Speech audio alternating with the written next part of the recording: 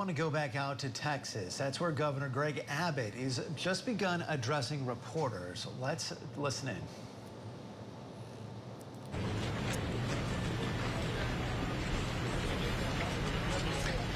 Thank everybody for being here. I visited with some locals who live around here, including a family member of the owner of this store. I let her know that I first came to the store about 21 years ago. Been to this store every year for many years.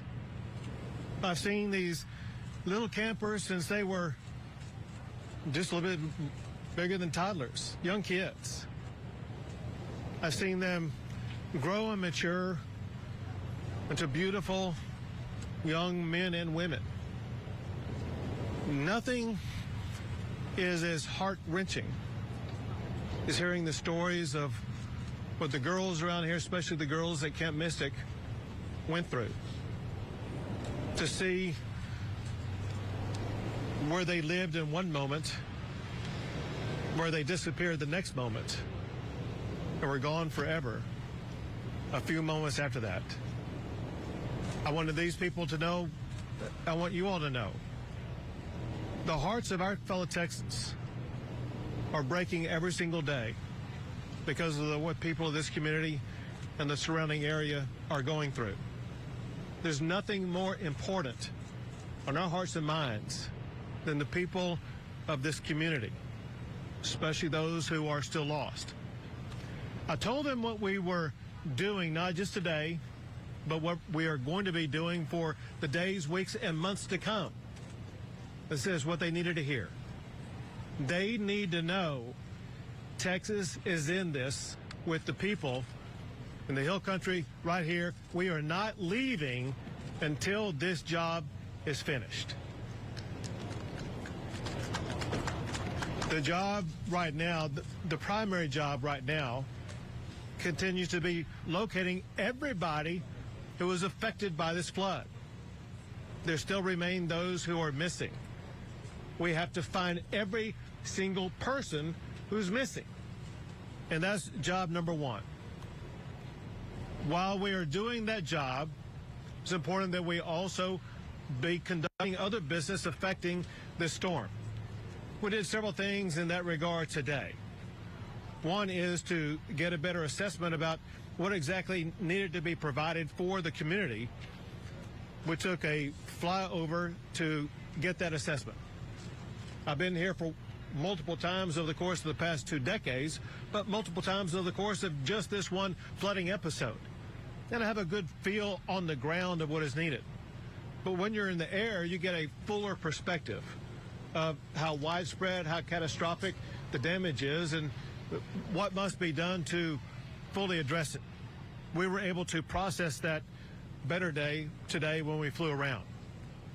And on that fly around today, I had with me the Speaker of the House, Dustin Burrows, who's going to speak after myself. I want to provide you with some information, some of which is just now updated. First, the numbers that I have is that there are 94 fatalities. 94 fatalities associated with this flooding event in this area. Separate from that, in other flooding events in other parts of the state of Texas, there's another 15 fatalities for a total of 109. To put this into perspective, just in the Kerr and Kendall counties alone, there are far more fatalities than there were in Hurricane Harvey. That's how catastrophic this is. I also have some updated numbers on those who are missing. First, from Camp Mystic. My information is those who are missing is down to now 5 campers and 1 counselor. 5 campers and 1 counselor missing. In addition to that, there is another child not associated with the camp who is missing. So for Kerr County, that would be a total of 7 who are missing. In other parts of the state, there are 12 who are missing. I have a new number, however. So one thing we've been reaching out to the public about is to get better information about those who were not registered at a camp, those who were not registered at a hotel, those who may have been down here who no one really had any accounting of. And through law enforcement agencies working together, they provided me this number. Just in the Kerr County area alone, there are 161 people who are known to be missing. And again, that comes from combined law enforcement efforts, 161 known people who are missing. Know this: we will not stop until every missing person is accounted for. Know this also: there very likely could be more added to that list. One way that we were able to expand the list of those who are missing is because family members, friends, neighbors, etc., begin calling in and reporting them as missing.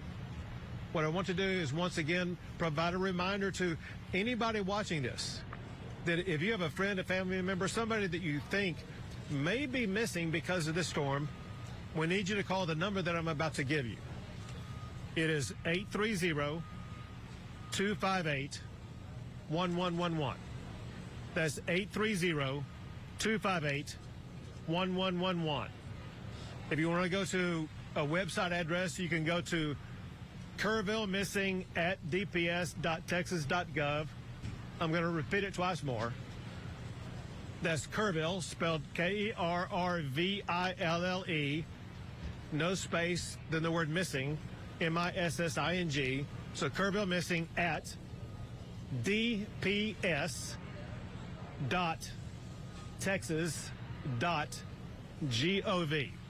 So either call that phone number, go to that website, and provide the name and the best identification you can and the last known location of anybody that you think is missing. Know this also: if you make a prank call or provide false information, that's a crime. Do not provide false information, because you're hindering our ability to undertake this investigation, hindering our ability to actually rescue and find those who truly are missing.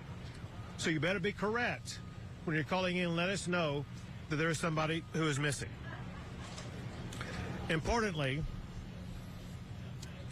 we know that so many families are going through grief that's beyond anyone's comprehension right now, beyond any of us being able to walk up to them and give them the magic words that will make them suddenly feel healed. We know that they need grief counselors. We have 5 organizations that together are providing dozens of grief counselors for all of the affected family members around here. It's so important at times like this for family members to access that grief counseling so they can have their mental and emotional health needs addressed in what may be the most challenging time of their lives.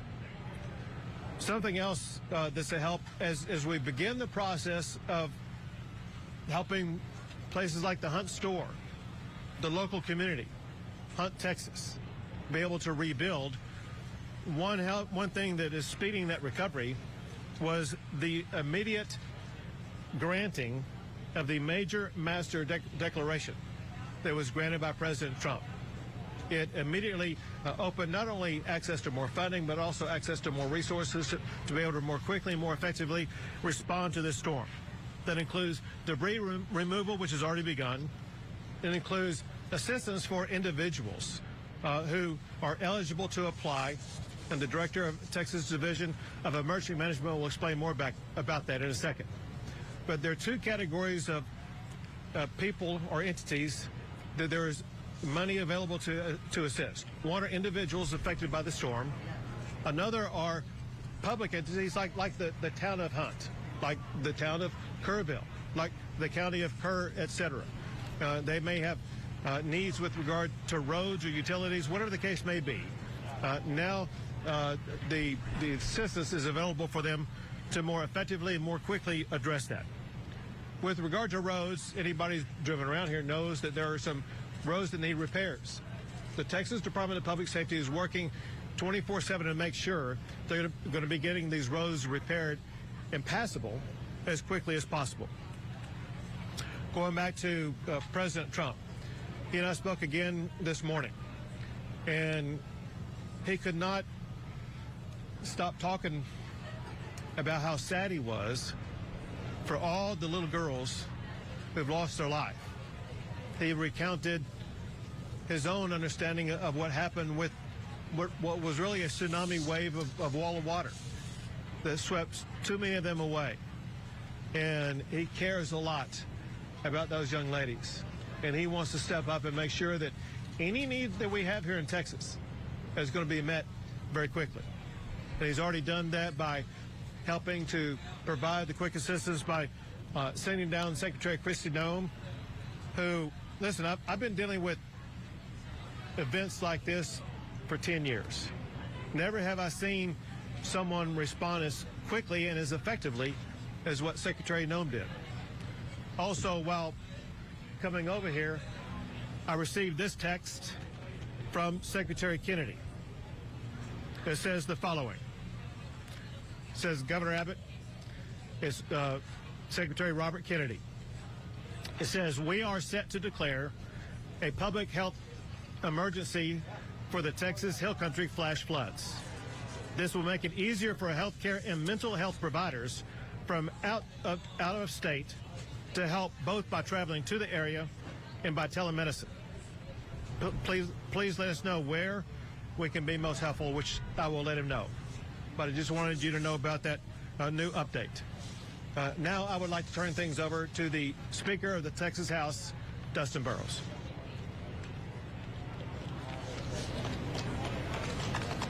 Thank you, Governor. First, to the members of the community and all those who've been impacted, the survivors, those who've lost loved ones, I know there's not any adequate words any of us can express to share our care and concern. But I want to promise you, every person in this state, every tip of it, we have held you in our thoughts, in our prayers, and we will continue to do so as you go through this. And you take care of what I know all Texans can endure. I had the opportunity to fly with Governor Abbott today over the damaged area. It is hard to comprehend the amount of water that came through in such a short period of time. It is unimaginable what the victims and survivors went through as they were faced with that, and we heard the stories about that. And looking at the debris and looking at the problems and all of the damage that's been done, I know there's a long road to recovery. But through that, we saw some silver linings. We saw Texas flags being flown proudly because we know people of this state are resilient. We saw people from all over the state coming together and working and volunteering and trying to begin helping rebuild and continuing with the search and recovery efforts. I have had members of the Texas House from all over the state looking for ways to help. You have a great local representative with West Verdell, but I promise you, every Texan, all 150 members of the Texas House have been looking for ways to help, whether it's helping to raise money or wanting to do things. They are committed to it. I want to thank Governor Abbott for saying that we will address these issues in a special session in 2 weeks. And I want to assure you, the Texas House will be organized, we will be ready, and we stand willing and able to listen to the community and experts and do all that we can to help address it from this perspective. So thank you all very much for the opportunity. I'll turn over the microphone.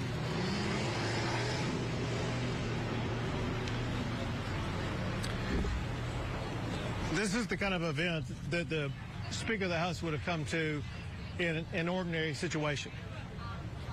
When you consider the fact that we're going to start a special session 2 Mondays from now, a special session that will have at the top of its agenda helping communities like in Kerr County and Kendall County, as well as in Central Texas and the Big Country, all areas affected by the floods of the past week. Those issues are going to be on the agenda for the state to address from top to bottom. We want to make sure that when we end that session, we end it making sure these communities are better, more resilient, and to have the resources that they need for the next chapter of their lives. Now we have the director of the Texas Department of Public Safety, Freeman Martin.